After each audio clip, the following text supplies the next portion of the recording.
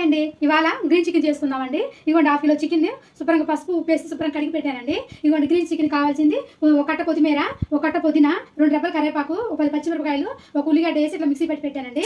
2 టమాటాలని ఇట్లా మిక్సీ పెట్టానండి. ఒక ఉల్లిగడ్డ, 2 పచ్చిమిరపకాయలు అండి, కొంచెం కొత్తిమీర, కొంచెం కరివేపాకు అండి, ఆయిల్ అండి. ఇదిగోండి ఒక కప్పు పెరుగు, 2 స్పూన్ అల్లం పేస్ట్, గరం మసాలా అండి, దీంట్లో తయారు చేసిన గరం మసాలా అండి. ఇదేమో రాళ్ళు ఉప్పు అండి, ఇదేమో ధనియాల పొడి, కొంచెం పసుపు, ఇదిగోండి బిర్యానీ ఆకు, కొంచెం తాజా చికెన్ని నార్మల్ చేసుకుందామండి. ఇవ్వండి దీంట్లోకి పుదీనా కొత్తిమీర పచ్చిమిరపకాయలు ఉల్లిపాయలు కలిపి పేస్ట్, ఇవ్వండి పుదీనా కొత్తిమీర పేస్ట్ వేసేసానండి. దీంట్లో టమాటా పూరి వేస్తున్నానండి. ఇదిగోండి గరం మసాలా కొంచెం వేసానండి. ఇవ్వండి రాళ్ళు ఉప్పు అండి, కొంచెం పొడి, పేస్ట్, కొంచెం పసుపు అండి, 1 కప్పు పెరుగు. ఇవ్వండి ఎంత మ్యారినేట్ చేసుకుంటున్నామండి. మొత్తం కింద నుంచి పైకి శుభ్రంగా ఇట్లా ముక్కలు పట్టేటట్టు కలుపుకోవాలండి. చికెన్ మొత్తం ఇట్లా బాగా కలుపుకోవాలి. చికెన్కి బాగా పడుతుందండి ఇది. ఇట్లా ఇట్లా కలిపేసుకుని ఇవ్వండి శుభ్రంగా కలిసిపోయింది మొత్తము చికెన్.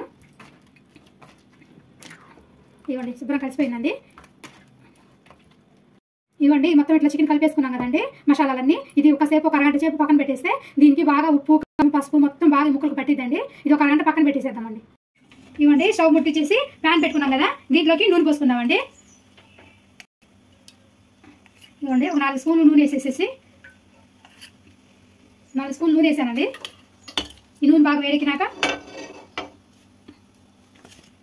ఇవ్వండి నూనె బాగా వేడైందండి. 2 బిర్యానీ ఆకులు వేసేసి ఇవ్వండి కొంచెం తాజీరా కొంచెం వేగిన తర్వాత ఇవ్వండి ఒక ఉల్లిగడ్డ, ఒక 2 పచ్చిమిరపకాయలు అండి, ఎక్కువ వేయలేదు.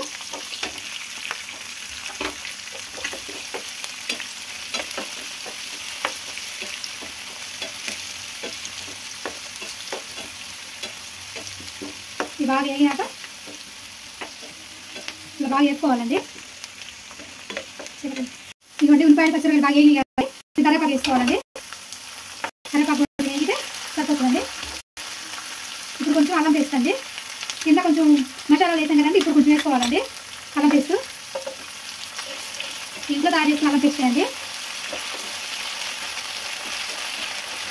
ఇదిగోండి అల్లం పేస్ట్ బాగా వేగింది కదా, ఇప్పుడు చికెన్ వేసేసుకోవాలండి.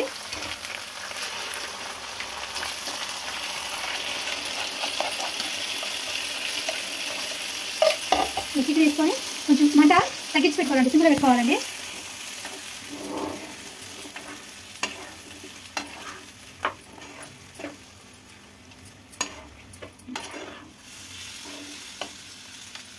ఇవ్వండి ఇట్లా వేసుకున్నాం కదా, ఇట్లా ట్యాప్ ఒకసారి కలుపుతూ ఉండండి. మూత మాత్రం పెట్టకండి. మూత పెడితే ఏమవుతుందంటే కలర్ అంతా చేంజ్ అయిపోతుందండి. గ్రీన్ కలర్లో ఉంటుందండి, కలర్ అంతా మారిపోతుంది. మన గ్రీన్ చికెన్ కాబట్టి గ్రీన్గానే ఉండాలి కాబట్టి మనం మూత పెట్టొద్దండి. లాస్ట్ వరకు కూడా మూత పెట్టకుండా ఇట్లానే వండుకోండి. కలర్ మారకుండా గ్రీన్ కలర్లోనే ఉంటుందండి చికెన్.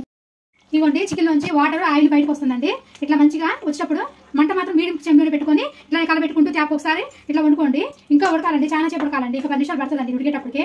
సిమ్లో పెట్టుకొని వండుకోవాలండి. కూర 5 మంటలో పెట్టి వండుకుంటే అంత టేస్ట్ అనిపించదండి.